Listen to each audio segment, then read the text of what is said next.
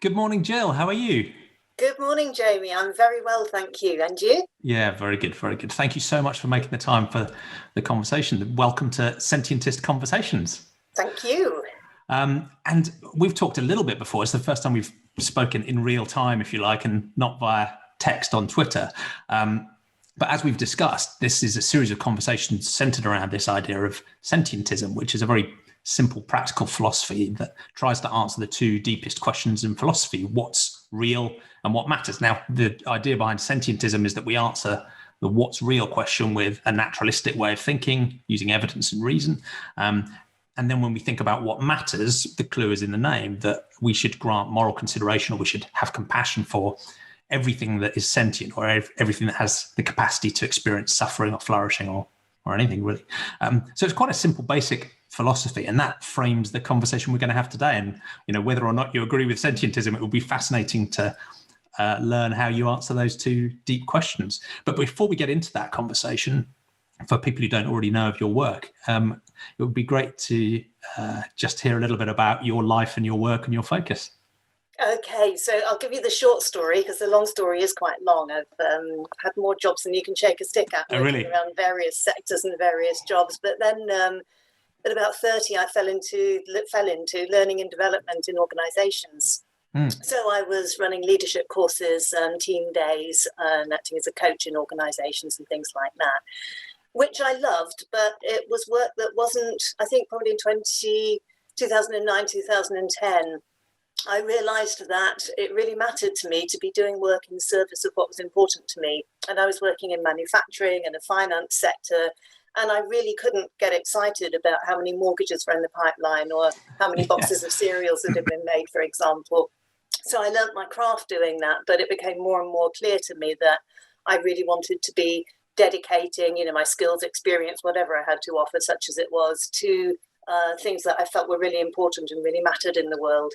So in 2010, I left my learning and development career after 15 years, and I actually I travelled around the UK on foot, public transport, borrowed bikes, and ran workshops for communities.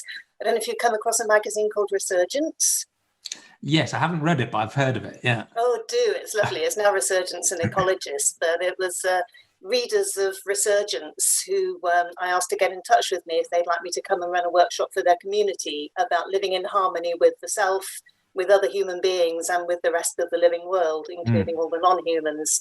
So I did that summer of 2010, and it was an extraordinary, life-changing trip, really. It must have been mind-bending. It was. Lots of ups and downs, but a very rich experience that seemed to go. It's one of those things that time does these strange gloopy things where it seemed to go on for years, but it was actually only about 6 weeks or something.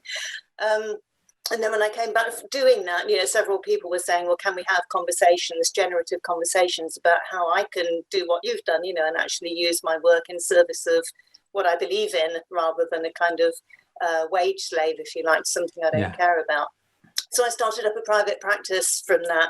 And since then, I've been working with people as a coach and a counsellor online now, of course, in helping people to do that, to live in harmony or balance, if you like, with themselves, with the rest of the living world, and contribute their unique gifts and skills to the world in ways that they love and ways that they enjoy. Because, so many people are depressed at work or stressed at work, and it doesn't need to be like that.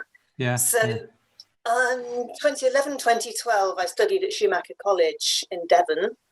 And my dissertation, I was doing holistic science, and my dissertation was about the human being and work in the world, and how work is, on the whole, a fairly destructive activity. Human endeavour, an awful lot of it contributes to harm and destruction. So just to take one example, people who are trapped in the whole supply chain of getting factory farmed pigs onto people's tables. There's a lot of steps in that, and people spending their lives and their work engaged in that.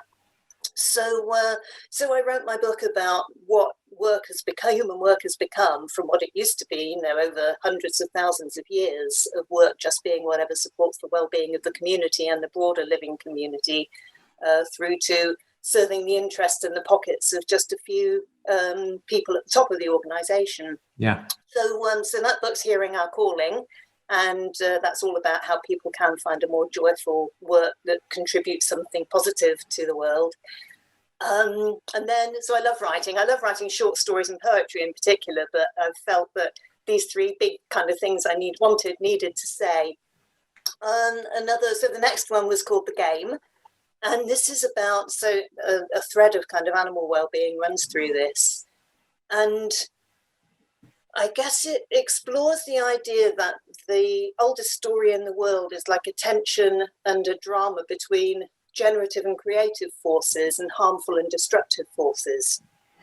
And that we're all in our life choices contributing to something that's generative and supports well-being, or knowingly or unknowingly contributing to that which actually causes harm. Yeah. So this one was written particularly for the very practical people who would say, well, okay, so I get that everything's actually going fairly terrible in the world, but, what can I do? What can I practically do? So I wrote it describing it as a game and imagining that we've got these different avatars that we can play in different fields such as finance, work,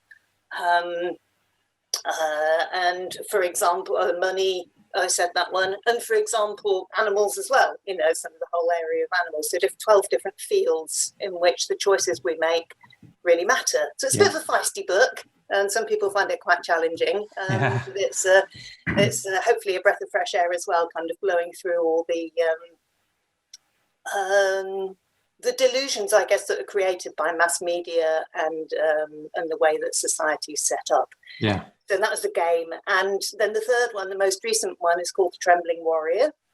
And so this is a book for sensitive idealists, I suppose. So written for and by sensitive idealists about what it is to be fairly tender in the world, to feel things quite acutely, but nevertheless to want to put yourself out there and make a difference. I don't know, this might or might not resonate for you, Jamie, but this notion of it's a bit risky, it's a bit scary to actually step up and do stuff, but nevertheless I feel compelled to do it. So I kind of explore the psychology of that, and I look at different forms of activism and how people can support themselves in various, finding the ones that are right for them, and then how people can resource themselves and keep themselves safe, because that's really important to be able to, like work really, well, it is a form of work, to be able to do stuff which is in service of what you care about, but at the same time doing it in a way that is aligned with your values and your skills and just your way of being in the world, rather than having to constantly take yourself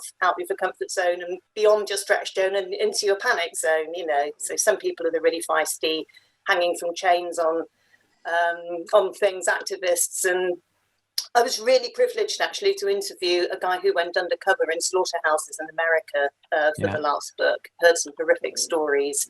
Not necessarily recommended for sensitive idealists, because you have to be able to you have to really detach and put on a mask. And incredible mental ability to be able to go through something like that. Sorry, Jamie? It's an incredible mental ability to be able to go through something like that, particularly when you're doing it because you're so viscerally opposed to what you're observing and what you're part of. But Exactly, yeah. The guy I spoke to was a former Marine, and his training helped him to be able to just detach from what he was seeing in order to be able to just put a mask on and detach from his emotions day after day, week after week, but it did take a toll. Yeah. I mean, so you've made a fascinating shift there, because as you say, your work in the corporate world, mortgages and boxes of cereal, they're important for people's lives, right? And they add value, but a lot of the experience of being part of that corporate world can feel like you're caught up in a machine. And as you say, there's a lot of good that comes from it, but there's a lot of harm as well. So you shifted now to, through your writing and your coaching, much more directly helping individuals, I guess, enhance their own experience and their own contribution to the world. So fascinating shift.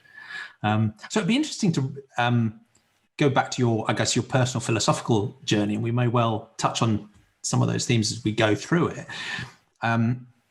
And the first of the questions I tend to ask is, how do you decide what's real? And for many people, that starts with a conversation about whether they grew up in a religious household, or a more atheistic, naturalistic household, or a more spiritual household. So what was that starting set of assumptions they were given, I guess? And then how's that changed through their life. How would you characterize, I guess, your journey and your current thinking on that front?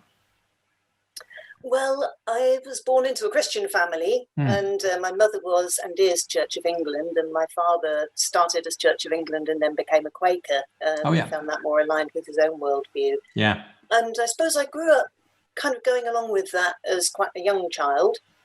I was born in a very remote village in Norfolk, and so I spent a lot of time outdoors. Oh, that's my home. Oh, yeah? Yeah, around the Broads. That was where I grew up, yeah. Oh, right. Okay. So I was in a village called Felthorpe, which is just north of Norwich. Yeah. You might know it. Not far away. Yeah, okay. It was in those days, it was a really quiet little village. It now has a main road through it. And my parents, for reasons best known to themselves, decided it would be good for me not to meet other kids until I was school age. Wow. I don't think that was a real strict thing, but it was just, I think they just wanted to keep me safe. I had sort of almost like a deep instinct about keeping me safe from the world and unpolluted or something for as long as they could, which is lovely of them. But also the real world came as quite a shock when I did meet it. I can imagine when you turn up at school on that first day. Yeah, exactly. Yeah, vivid memory. So, and that is it. In a way, that's it. To begin with, I found human beings rather baffling and hard to engage with, and that eventually I got over that because that's been my life's work. But it took me quite some time. They still are quite baffling. Pardon? They still are quite baffling. Still are quite baffling, I find. Yeah, but so I'm just going to turn the volume up a little bit so I can hear you a little bit. So. Most of the relationships I was forming were with the natural world. So I spent, my memories were being out in the forest and across the fields, down the lanes, out in the garden, like lots of children do, playing with worms and collecting grass seeds and going nutting, I remember. And so I suppose I was naturally at that age looking to form relationships. And so I had quite an animistic worldview, again, like lots of children do. And these were my playmates. And this was my environment. So in those very formative years, that's how I came to understand the living world around me, of being deeply embedded in the whole kind of complex network of living things. Yeah. So I got that there was no question for me that everything was sentient, everything had its own soul, if you like. And I don't mean that necessarily in a Christian way, but everything just had its own unique characteristics and way of experiencing things and its own sentience. And there was no question for me that other beings could suffer, including grass or trees, and animals. Not in exactly the same way, of course, that humans suffer, but nevertheless are capable of some form of suffering and nevertheless could communicate in some ways. They have their own perspective, their own experience, and I guess, their own value because of that, Yeah, exactly. Their own intrinsic value. I mean, we know now about the ways that trees communicate and nourish one another. For example, there's some wonderful videos and books that speak about how trees communicate. And animals, for me, it's always been a no-brainer. There's a kind of an assumption that human, from the biblical story, that humans are in charge and, dare we say, superior. And then we kind of get all excited. It's like, this animal's as intelligent as a 5-year-old human child or something. And yet, of course, what's true is that most animals are intelligent and capable in ways that we can't even dream of. They can do all sorts of extraordinary things with their bodies and their senses and the ways they communicate that are way beyond us. So we benchmark everything by our own value judgments of what it is to be an intelligent human and make the terrible mistake of assuming that everything else lacks intelligence and lacks sentience. Yeah. And how would you describe your way of thinking now? Do you would you just describe yourself as having a naturalistic worldview that's based on evidence and reason and those experiences, or is there still a sort of religious supernatural element to your thinking? Have you some people who start out with that sort of quite animistic and ecocentric view are attracted to a sort of more paganistic or some other form of whether it's supernatural or not, I'm not sure, but a sense of some sort of almost mystical connection with the wider universe. Where would you put yourself on those different spectra? I I'd say yes, both and. So I stepped away from Christianity when I was quite young. I kind of engaged with it a bit and experimented, got to a point where I thought God as described by humanity or by the Bible story just doesn't work for me. But nevertheless, I still have a sense, I tried to make myself believe that. I thought it'd be very nice if it was true, but I just couldn't. And nevertheless, I still had a deeply felt sense that there's something bigger and more, something transpersonal. And I couldn't put a name on it. And I still am not able exactly to put a name on it because it's one of those, for me, unknowables. Yeah. And one of the things for me about taking a rational approach to this is recognizing that we don't. There are some things that we just don't know and just don't understand yet. But that doesn't mean that they don't exist and they're not real. So the thing that's interesting, the thing about supernatural is some things are described as supernatural when actually they're just utterly natural, but we don't understand the scientific processes for them. Like the ways that animals communicate, for example, that might have been seen as supernatural once, but now that we're understanding more about it, we understand the science behind it. And I think there are probably lots of other areas like that. I agree. And I think that's a really important distinction to make because sometimes it can feel as if a naturalistic understanding is all the stuff we know and supernatural is everything we don't know. And I don't think of it that way at all. I think there's, we know a tiny, vanishingly small subset of things that it's possible to naturalistically understand. Then there's all of the other stuff that conceptually we might be able to understand but don't yet and may never understand, but let's keep finding out, right? But that's still all part of a naturalistic worldview. It's just we just don't know yet, and we may never know. We need to be comfortable with uncertainty and not knowing and not pretend we have the answers. Whereas I see the supernatural as being something that even in principle isn't accessible by evidence and reason.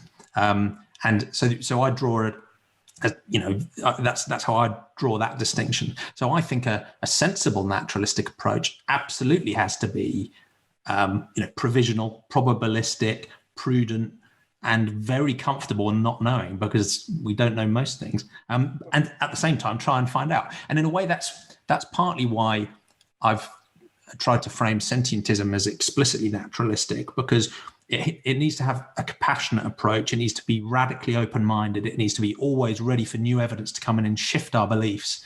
It should never become its own dogma. But the reason that it rejects the concept of the supernatural is that, in a sense, positing something that is supernatural is saying we don't need evidence or reason to believe it. We just going to arbitrarily decide to believe it. And the challenge with a supernatural belief of that nature, not just uncertainty or a sense of awe and wonder, but a sense of I have no evidence for it, but I will believe it anyway, is because it's not founded on evidence. It's then unchallengeable and it's dogmatic and it's fixed in stone and can also have, dangerous ethical implications depending on what that belief is as well. So, but I completely agree that, a naturalistic approach doesn't have to be some sort of cold, scientific, minimalist, perfect view. It can be radically open-minded. And I take quite a hard line, sort of materialistic, physicalist, naturalistic approach to understanding things, but I still get an emotional sense of awe and wonder and connectedness and uncertainty and curiosity that I think emotionally to me feels very much like, most spiritual or religious people have that same sense of awe and wonder and uncertainty. So I don't think a naturalistic approach means you have to cut that stuff out and, just get your spreadsheet out. So. Yeah, exactly. And there's something about balancing, for me, there's something about balancing and integrating the rational and the emotional, the intuitive and the very factual, because they're all important ways of perceiving. Yeah, and, I agree. And I think not, evidence to my mind is a very broad concept. It doesn't just mean randomized controlled trials.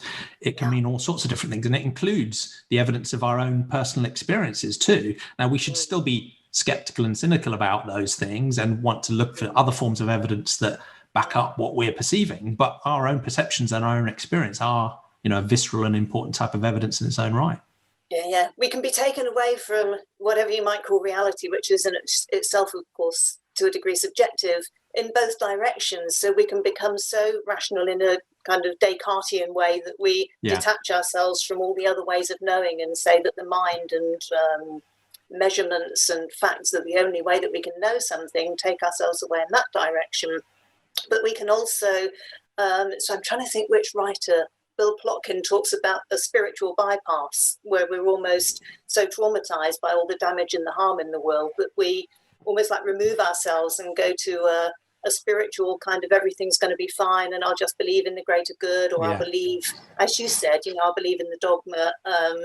It's like an escape route. Yeah. Escape route. Yeah, exactly. And they both take us away in different directions from actually meeting what's real as far as we know and engaging with it in a kind of mature, necessarily mature way. So they both feel to me like,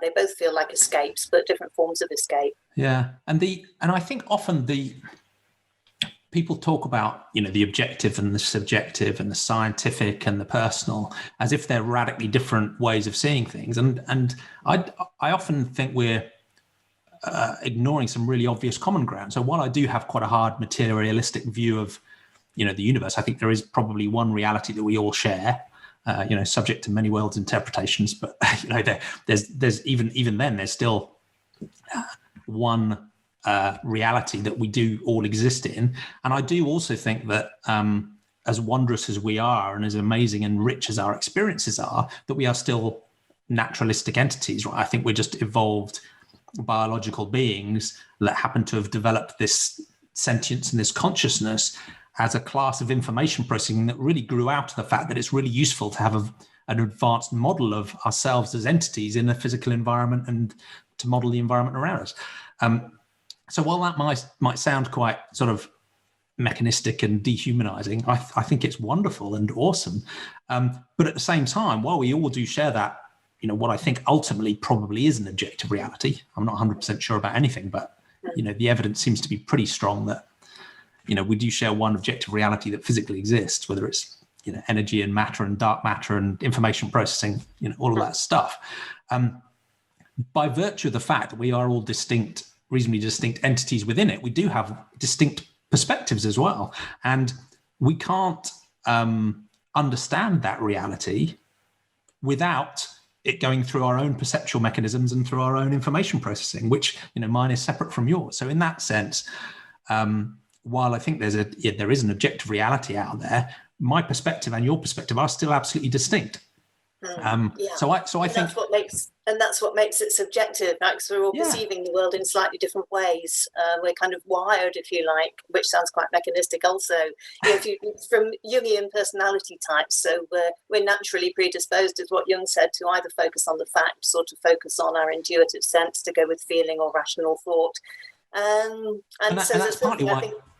And that's partly why those subjective views, for me, are part of an objective reality. So I don't think there's I don't think you have to choose one or the other. We have subjective impressions and views based on our personality and our genetics and elections and the inputs to our information processing. But we're all still part of one reality that we all share. Sorry, I cut you off. No, that's fine. I agree. And so I was just going to say that recognizing one another's perspectives in this is really important. It's what I see happening is, as there is in so many areas today, almost like a polarization. So that being able to meet in the middle, just as you've described, and to say, well, this is valid and so is this, and to not detach ourselves from the very rational or the very emotional, but to recognize that these are just different people in the world manifesting in different ways, and they've all got something to contribute.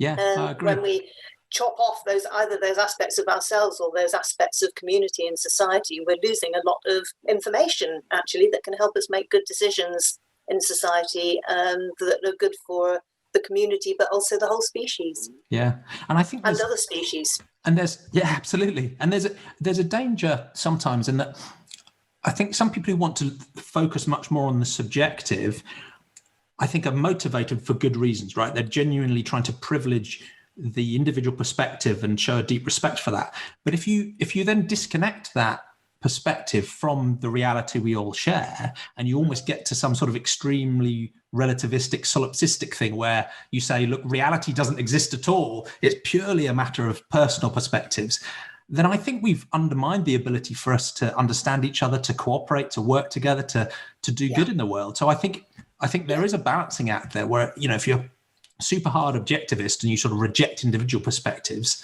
then, where is the compassion in that, and how can we collaborate? If you go super solipsistic and, and super subjective and almost deny that there is an objective reality we share, again, where's the compassion? How can we collaborate? How can we make things better? So that's partly why I do think, some people don't like linking the epistemology about what's real and the morality of what matters together, but I think they're richly tied together. And if you have a compassionate approach that is grounded in a naturalism that tries to imperfectly understand the reality we're all part of, and within that respects and has compassion for the distinct perspectives of the sentient beings that we're sharing that reality with, that's partly how I think those things come together. So yes, yeah. And the second question, which we've touched on already, is this question about what matters morally, because almost regardless of your worldview and your epistemology, we still have to decide what matters. And we have to work out how to decide what matters. And again, that's a journey that people often will go on through their lives. So, as a child, we'll start out instinctively caring for our immediate family, and then we'll find out that other people exist. Some people will extend their moral circle, at least conceptually, to all of humanity at some point. Others, problematically, will restrict it in certain ways and will exclude other humans from their moral circle. And then a big step for many people is then thinking about going beyond the human species as well, and thinking about animals in particular, or maybe even broader. So, and you've touched on that journey a little bit already, but it'll be interesting to hear how your view about what matters morally has shifted over time, and where you are now. You've hinted at much of it already. Yeah, as I mentioned earlier, as a small child, I had this just easy and unconsidered relationship with the natural world. So that came to matter to me. It was my community, it was my family, it was my environment. And although I never really kind of got attached to the religion thing, I think what did come from my parents is they're both very kind people. Or my dad passed away in 2007. Mum still is a very kind person. And so I just grew up with a message that kindness is just something that you do, and kindness is very important to me still. Kindness to all beings. It's like if you start with the premise of be kind, then everything else sort of falls into place, kind of collective well-being. That's easier said than done. And sometimes it's very tempting to not be kind, when I come across behaviours and people that really clash with my value system. But that's something that I try to do on social media, is I try and find that middle ground, and I try to be kind no matter what I encounter. It's a challenge sometimes. But and as I said to you earlier, I grew up, finding humans a bit baffling and bewildering, and sometimes a bit hurtful and difficult to be around. And I met and found a few close friends through school who I could really relate to in junior school, and later probably. And it wasn't really until I got to Schumacher College. Well, I studied as a therapeutic counsellor in the late 90s. So that sort of threw me back on myself in challenging a lot of the reasons why, various human relationships were difficult for me, although I found relationships with the natural world very easy. So I met some of my demons there, and came to peace with why I kind of struggled with, being new one in the group, as you say, first day at school, all of those things. And I don't think those things ever really go away, but you learn, I learn, we all do with this stuff we acquire in childhood, just have a different relationship with it.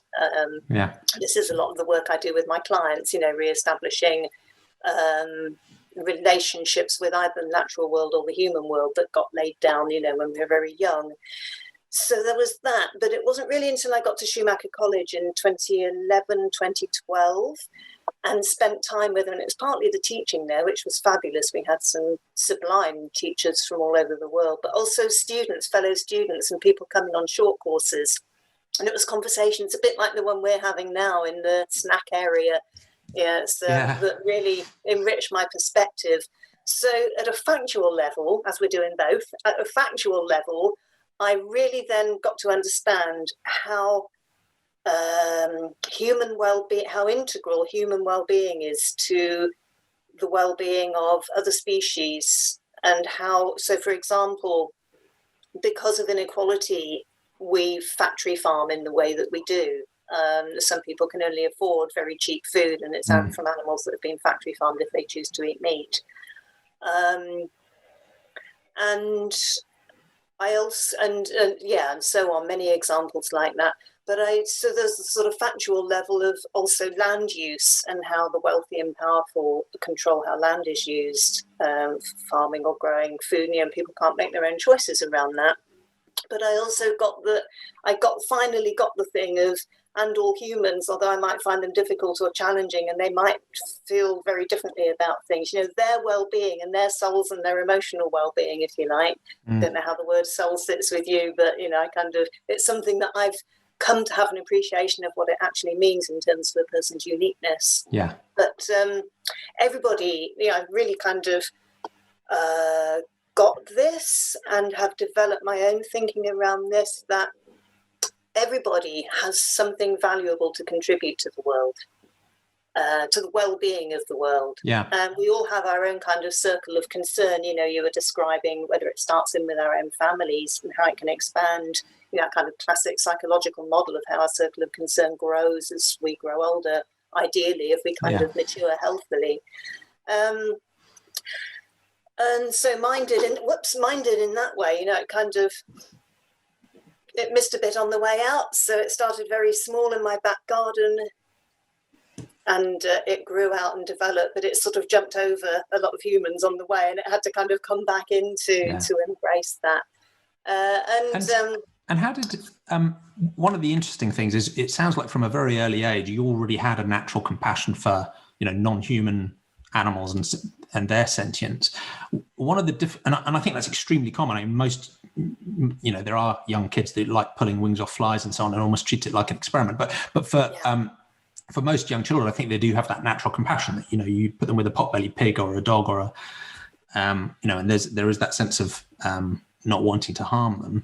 But for most people, including myself, the social norms about the use of animal products particularly, and the role of a sort of consumerist and corporate structure, does a lot of work to try and help us disconnect that moral concern for sentient beings from the mass scale, harming and killing of them in the production of animal products as well. And is that something that you've addressed or thought through? What was your journey on that front? Because that can socially be a very difficult thing for people to do as well. Yeah, absolutely. The pressure from advertising, the pressure in the newspapers, the political leadership, if you like, and just what feels normal in your family and your society as well. Yeah, and so I think those are the things that are actively creating it, that disconnect, whether consciously or not, I don't know, but actively creating a culture of selfishness, a culture of acquisition, competition, all of those things that lead to us to, kind of the fragmenting of community, which has come back so beautifully this year during the COVID thing. And also, I guess that, the satisfying of social or transient preferences while causing enormous needless harm that is hidden from us. Oh, yeah, absolutely. Yeah. So I'm thinking about where I used to live in Wiltshire. There was a big egg production place, kind of battery hen place. And the gates weren't marked and the lorries weren't marked. So it's clearly something that they weren't advertising. And at some level, it's almost like an acknowledgement that we're doing something here that most people would find immoral if they knew about it. Yeah. And, in the game, I wrote about the example of, what are some of these places called Happy Chicken or whatever, where the poor chickens have been anything but happy, have had these miserable existences in their short lives. And butcher's signs where there's a pig in a stripy apron proffering this sausage on a fork with a big smile on its face. Genuinely bizarre. Totally bizarre, and yet people buy it. They see these big Disney eyes and they think somehow at some level, not consciously, they associate something lovely and well-being and and that to eat the sausage is an okay thing to do. But most people, in my experience, most people do care once they know. Yeah. I'm thinking of somebody in my circle who grew up in a kind of suburb of South London and had never seen farms, had never really seen farm animals, and had just literally never given any thought to where meat was coming from, other than the supermarket shelf. This is a common thing, isn't it? We just don't know. And I sent her some links because she's a very caring individual and she's a very feisty and clear and kind. She's a force of nature. And once she found, I sent her some links, Compassion in World Farming, and just some information about how animals are farmed. And once she knew this, she was furious that she'd been duped. So this has been going on, I didn't know. She felt that she'd been manipulated, which of course she had, into buying stuff that if she'd known where it came from and what these animals' lives were like, that she would not have dreamed of touching. And she still eats meat, but she will only have free-range meat, outdoor reared. She has to know where it comes from. Otherwise, she's a very definite lady, and she just says, no, won't touch it. If I don't know, I won't touch it. And I think there must be an awful lot more people like her who just don't know, kind, considered people who are eating things every day that they absolutely wouldn't eat if they knew what the story was. I agree, and I think there's a sort of latent ethics and morality that is just in most of the human population that we almost need to tap into, because it's very rare that you'll find someone who thinks causing needless suffering to another sentient being is a good thing, yet nearly everybody does it. And it's also difficult because in a way, the most egregious forms of farming, of course, are dressed up in a sort of positive way, or hidden, or both. But in a sense, even the response of the animal agriculture industry to talk about free range and organic and happy cows and pigs and chickens is really just another reflection of the same thing. Because while those forms of farming are less bad than intensive factory farming, of course, they are still, to my mind, completely unconscionable, because in essence, they're just another way of satisfying transient taste preferences and social norms through still, catastrophically harming and killing at a very young age other sentient beings. So, so it's interesting, because I think the journey your friend's gone down is a very common one, where there's a sort of an awakening, and this is so deeply wrong, but then there's a bolt hole, which is, I can still keep consuming animal products and still kid myself that it's okay. And it's like, okay, nearly. But it's because it's like jumping out of one trap and then falling into another one that feels quite reassuring, that allows you to not have to change that much. But it's difficult because these, like you say, these, the corporate norms and the social norms, and,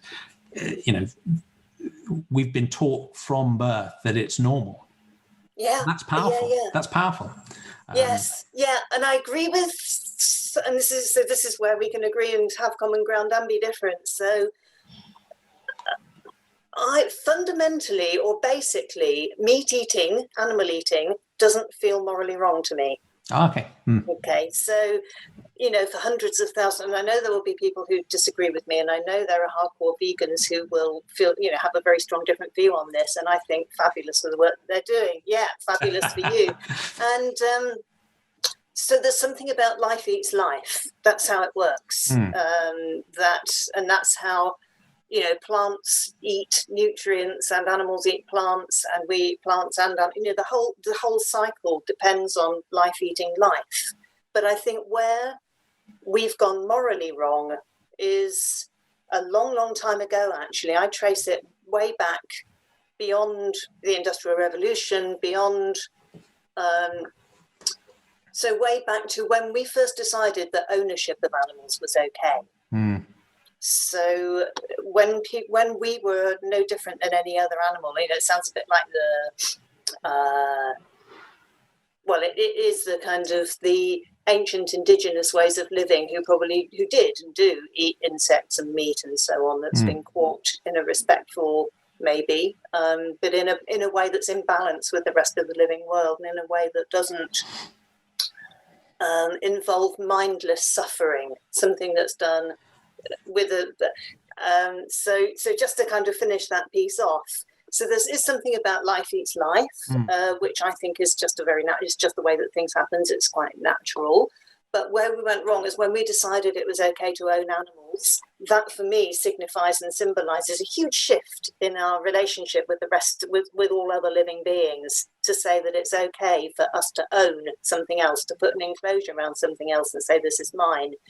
Because once we've accorded it that lack of respect, that other being, that those other species, that then begins to make it possible for us to do things to those other beings. You know, we all know about this, experiments with giving people electric shocks and things. You know, it's like once we do that othering, rather than saying, I'm part of this living world along with everybody else and we all deserve equal respect and we're all at risk of predation from each other, and yet we all respect one another. So humans gain this kind of consciousness, but rather than using it wisely and to support and enhance a kind of flourishing, co-creating, co-eating world, what we did was to say, well, we're in charge. You know, this is the kind of way back sort of precursor of the biblical story. We're in charge, and so we can start to abuse other living beings. We can start to detach from their suffering and tell ourselves that they don't suffer and they don't think and they have no feelings. And that makes all sorts of abuses and cruelties and desecration possible.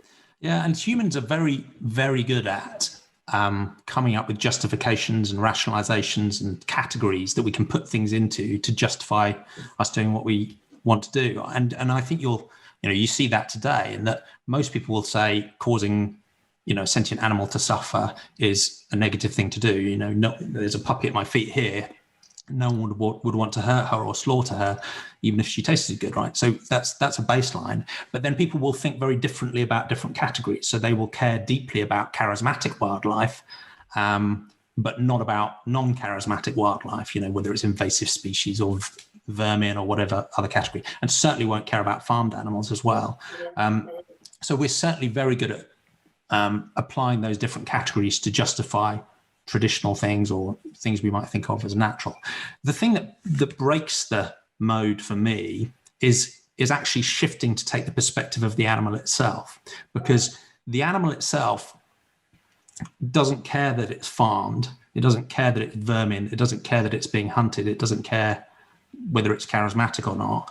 Its suffering viscerally is the same regardless. So that's partly how I guess I end up taking a much harder line, because I almost don't care whether something's part of a natural process or the circle of life, or society thinks it's normal or people think it's necessary.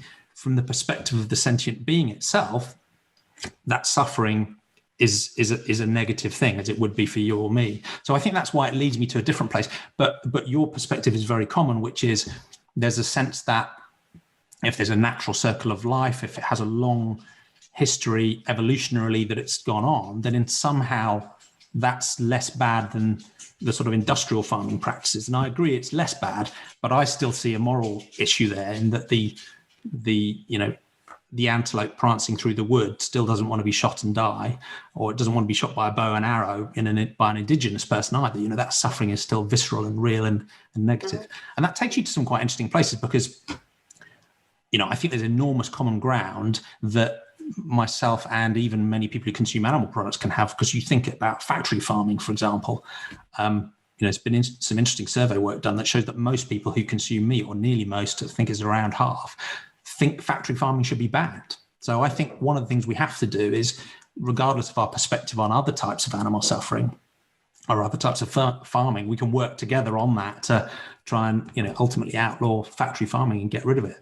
And then, we'll still want to fight over whether organic or free range or other forms of farming are sustainable. Because, my view of the future is that we get to a place where there is no animal farming at all. Zero. I agree. Absolutely none. That's the end state for me. And radically, I'm also quite interested in the concept of wild animal suffering, because that's a really difficult area to solve. I mean, animal farming is easy to solve because we just need to stop, right? So that's trivial. Some will see that as radical, but I think it's trivial. But wild animal suffering is a whole different ballgame of complex ecosystems and the risk of human hubris and so on. But regardless, I still see that the suffering of animals in the wild is a moral negative as well, that ultimately I'd love to see us do something about. Yeah, but, of course. And there are some farmed animals, and behind me on the hillside here, there are some sheep. who are living on the hillside, moving backwards and forwards as the sun goes round, and they've got shelter, there's food that comes to them every day. They're having a pretty good life. They probably won't have a good final journey crammed into that lorry, and they probably won't have a good death. Which is partly why nearly all farmers outsource the abattoir work. They don't even want to do it themselves. Yeah, sure. Yeah. And when you take that and think about the suffering of a wild animal, it's really hard to quantify, and perhaps it's meaningless to quantify even, because there are many wild animals who are having shorter lives, who don't get so much to eat, who don't feel protected or safe from predation. And so they're having a pretty good life compared to the millions, which I just find overwhelming emotionally if I start to think about it a lot, and it's important too now and again to remind myself that this happens, all the millions of beings, the pigs and the hens particularly, but all the others who are crammed into tiny spaces living just appalling lives. Countless billions. For me, that's the top priority. Factory farming has to stop.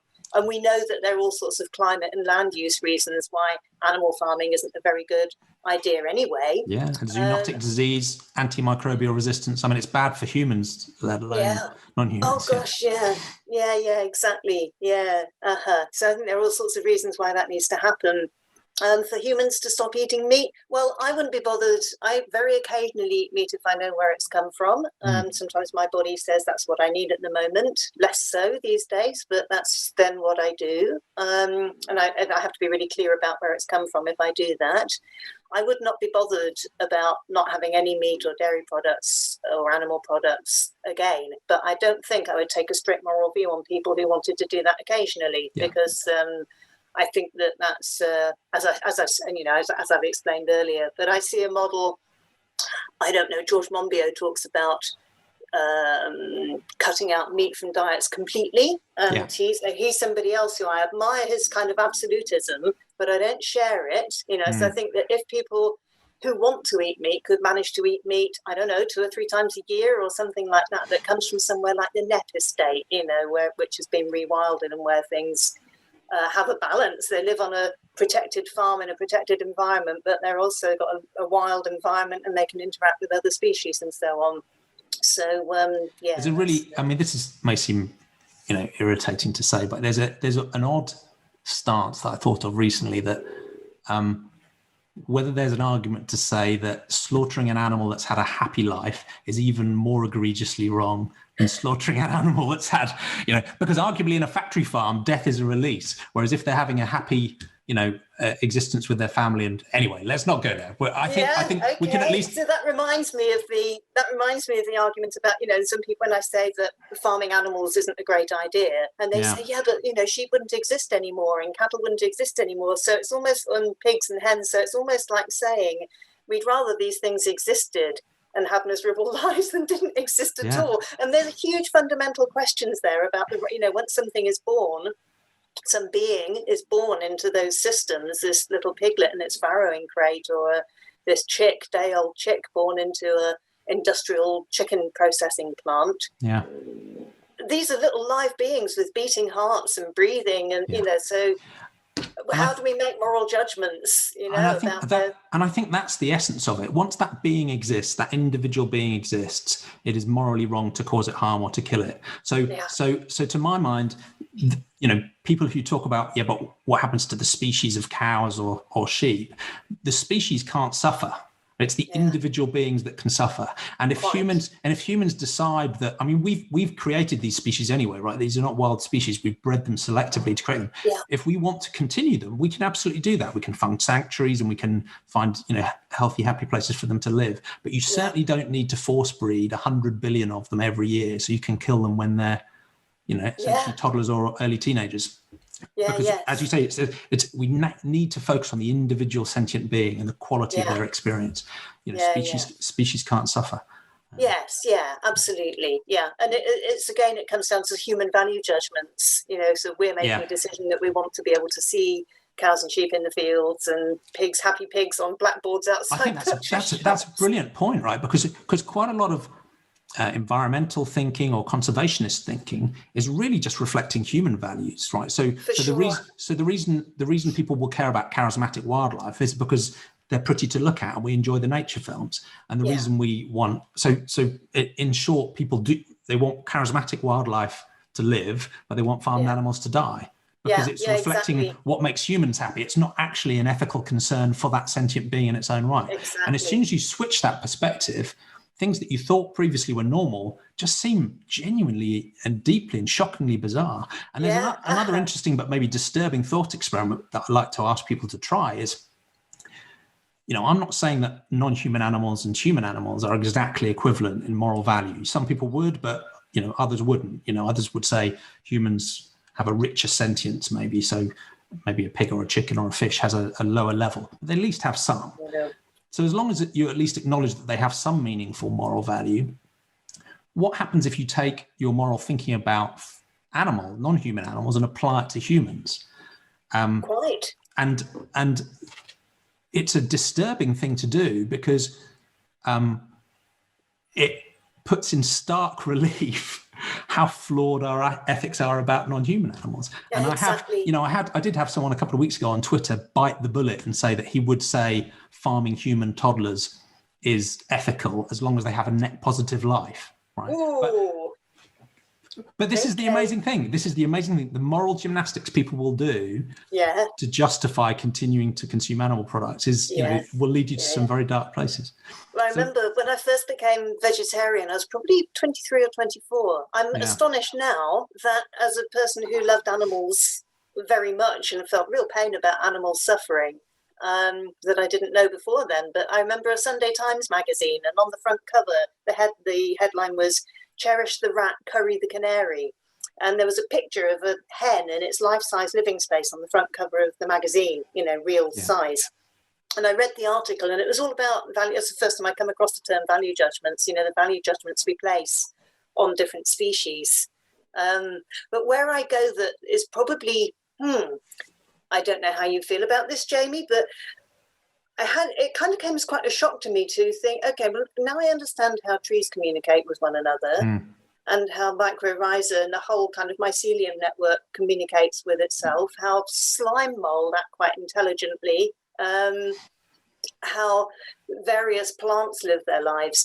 And it's almost like, where do we've got a biological distinction between this is animal and this is plant, and we've got some that are scientifically hybrids and so on, but I suppose this comes back to my point of life eats life. It's like, where do you draw the line and say it's okay for this to suffer, but it's not okay for that to suffer? I feel as much pain when I see a hedge being hacked by flailing, some chain flailers that went down the other day. I feel as much pain, not only for the birds who normally roost there or perch there or nest there or whatever, but for the actual hedge itself as a kind of collection of living beings. I feel as much pain around that as I do with this piglet in the farrowing crate. Yeah, and that's interesting because I see a radical difference between the two. And so the idea of sentientism itself is neutral about which things are sentient. So there are some sentientists who would agree with you that maybe the hedge is sentient, or a tree, or a fungal network of mycelium. And so sentientism itself doesn't say here's the list.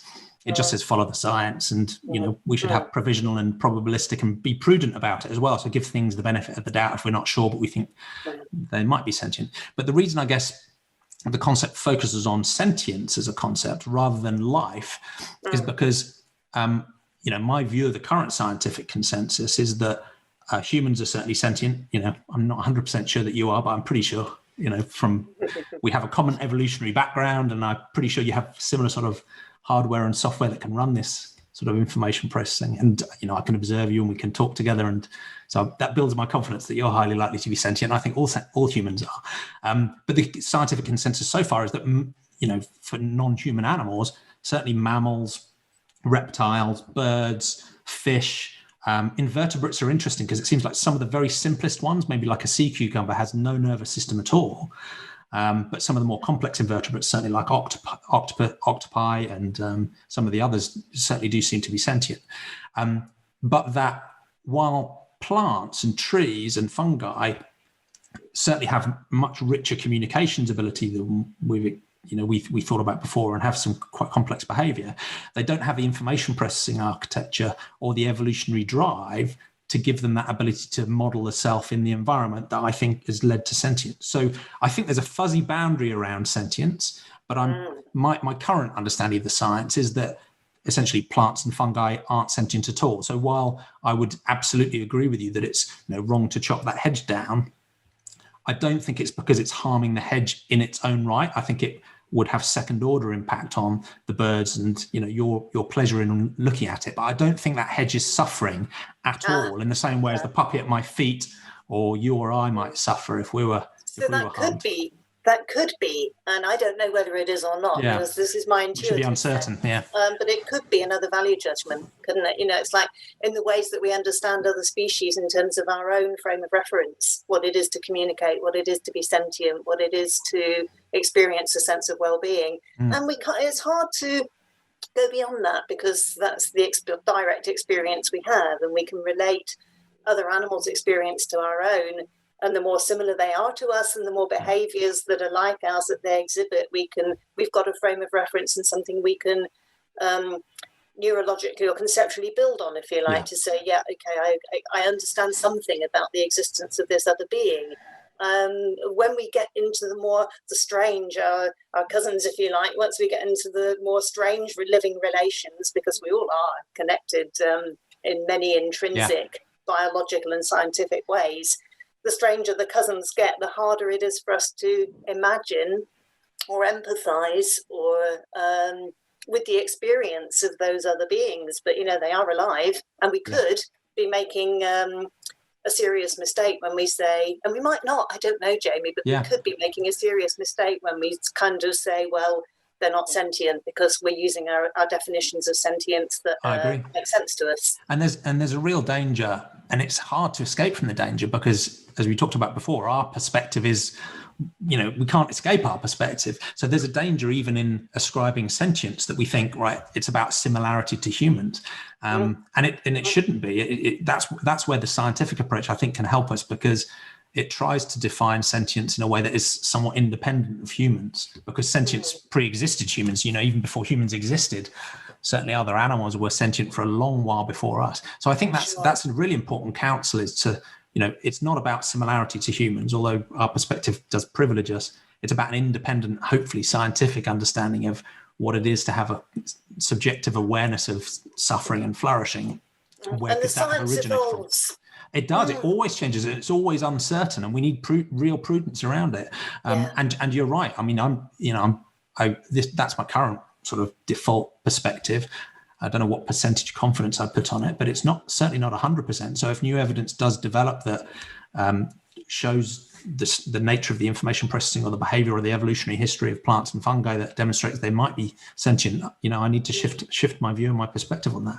And I guess in practical terms, I like to joke with people who take plant sentience seriously as a way of justifying consumption of animals, is that because to create animal products, you need to feed that animal 10 times the amount of plants, roughly, than if you ate them directly. Even if plants are sentient, you still need to go vegan. So there's no escape. That's just utterly exploitative of both animals and plants, in my opinion. That whole paradigm. And I think the other thing that I'd say is that while I do take a more instrumental view to ecosystems and biosystems, in the same ways you might look at anthropocentrism focused on humans, sentiocentrism and sentientism focused on all sentient beings, biocentrism being all living things, and then ecocentrism or holism being the entire environment. Again, there's enormous common ground because I share a deep appreciation for ecologies and ecosystems and the environment and rocks and rivers and trees as well as plants. Yeah. But in the very similar way to most, conservationists or ecocentrists or holists, and we see those things as deeply important. I just see them as instrumentally important because of their importance and the criticality to all the sentient beings that can actually experience things, whereas other people, including yourself, might have a more expansive view where you'd say, we agree they're important, but where you, Jamie, agree they're instrumentally important because of their impact on sentience. I think they're intrinsically important in their own right as well. Exactly. But I still think there's enormous common ground there. I still think it's wrong to slash that hedge or wrong to destroy that rainforest. We might disagree about exactly why that's wrong. And that doesn't matter. No, we have common ground over agreeing what is wrong. So, and I want to respect your time as well, because I know we're coming up, we've run over just about an hour now. But to close out, it would be really interesting to given everything we've talked about, understand your view of the future. So you can go super long sci-fi, you can think more, short or medium term, but assuming we can persuade more people to, take a more rational, more naturalistic approach and to broaden their moral circles, certainly beyond humans. How do you think we might be able to, what might that future world look like, and how can we get there? Yeah, in a nutshell. Okay, so first of all, we have to get past the climate change challenge, because that is the hugest and most immediate challenge that we have. There's a book called Paul Behrens, The Best of Times, the Worst of Times, which kind of lays out what could happen, our possible pathways forward. It's very depressing, but it's very optimistic at the same time. So going with this optimistic line, that we do manage to get through this, we've done it largely because we have respected other species and recognized the intrinsic value of other species and ecosystems and so on, that we stopped destroying them and stopped burning fossil fuels and rewild a lot of the planet and a lot of the land. So if we do get past that, we're in a position where we're respecting other life forms for their own intrinsic selves, and we're living in a more harmonious balance with all other species. And with each other and with ourselves. And it sounds a little bit like a Garden of Eden scenario. And in some ways, I think it is. You are quite. I think it's possible, because it's where we've come from. It's our ancient history as a species that was embedded in the natural world with all other species. We kind of removed ourselves from it. And now we're much more sophisticated in some ways. We've got the technology and the wisdom, if you like, to take ourselves back to a more holistic, sustainable, viable, respectful way of interacting with the rest of the living world. Yeah, so, and I interviewed the transhumanist philosopher David Pearce recently, and he used a similar frame of reference. He said, God was very light on the details in the Bible about exactly how the lion would lie down with the lamb, but we might actually have the technical capability to be able to engineer that. So yeah, that's true. That's possible. So there's something about balance, even if balance it's not and harmony. It's not the kind of life always will eat life, and there will always be suffering involved in that. But there's something about a harmonious balance, and there's something about a respect, because where humans are different, and I think they are in this way, is we have the level of consciousness. I don't know if it'd be an interesting conversation about consciousness and sentientism, but anyway, a level of consciousness that enables us to determine and have an opinion and a strategy about what our relationship with the rest of the living world will look like. So I think we've done that if we're in this future. And we have distinctive capabilities that other species don't have, that we can use for good or ill. Yeah. Exactly. I heard a lovely thing that made so much sense to me. I've heard it a few times recently. I don't remember where from. That what if human consciousness is a way of the universe seeing and reflecting on itself? Which, if we were to go, that's what we're for. Okay, so that would change everything if we were to, without even knowing it for sure and having it written down on a job description or something. If we were to take that approach. Yeah, I think regardless of whether it was, I don't think that it was intended or designed, but it's certainly true that we are elements of the universe that are trying to understand the universe, and that's it's a privilege and a wonderous thing that we have that opportunity. So. Yes, it is. Yeah. I see so much hope, with the number of young people who are vegetarian and or vegan, and the number of young people who are able to see through the bullshit, the media and the advertising and everything else, and kind of cut through that. The advent of social media, it's changed everything. These things can't be kept hidden from us anymore. Stuff is in the open, and that's created what I wrote about in the game, which is quite so cards on the table time then, and let's see. You're trying to break through. Yeah, exactly. So it feels to me like a pivotal sort of time. There's so much good work happening, so many projects that I come across, and I came across an educational project called Thoughtbox recently, where it's extraordinary.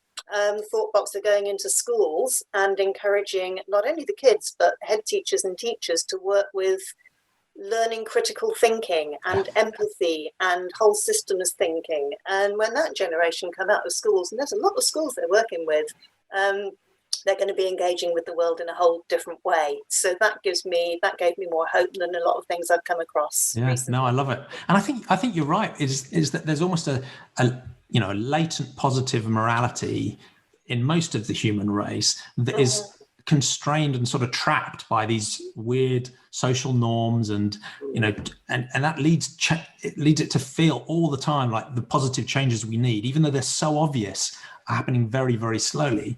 But once you get to that sort of tipping point and people's eyes are open enough and they've seen enough information and they've thought things through, and also practically, we've just made it much easier for people to change, right? Whether it's alternative types of products or alternative ways of being, or it just feels more normal to think this way, right? There's less shame around having compassion. There's less stigma around having a naturalistic worldview. There's less, and that's part of the reason I'm having this series of conversations, is just in a tiny way, having more voices speak out about unashamed, broad compassion and a naturalistic way of thinking. And as it slowly starts to feel more normal, I think we'll be surprised at how quickly positive change can happen. So, exactly. It tends to be, many people will look on, 2020 as it's the worst year in human history. People just need to learn a bit more about history, and they need to learn a little bit more about the rest of the world. And there are many deep, awful problems, and there will be for a long while. But at the same time, we have enormous potential to do good as well. Yes, we do. And your journey's been fascinating, that you've sort of jumped out of the machine, if you like, and are now focused on, through your writing and your coaching, helping people find their own journey along that path. So it's been a real pleasure to talk to you. Yeah. Great to talk to you too. So before we wrap up, what's the best way of people finding your books and following your work, and maybe getting in touch for some coaching help? So my website is gillcoombs.co.uk, and everything's on there, really. Brilliant. Yeah, and I will include the links in the YouTube and the podcast when we put it out. And it's Gill with a J, isn't it? So Gill with a G. With a G, sorry. So ignore me. Yeah. Gill with a G, and Coombs with 2 O's. With 2 O's and no E. Yeah, brilliant. Well, Gill, it's been a real privilege to talk to you this morning. Thank you so much for making the time. And enjoy the rest of your day. Thank you. Great. Thanks, Jamie. You too.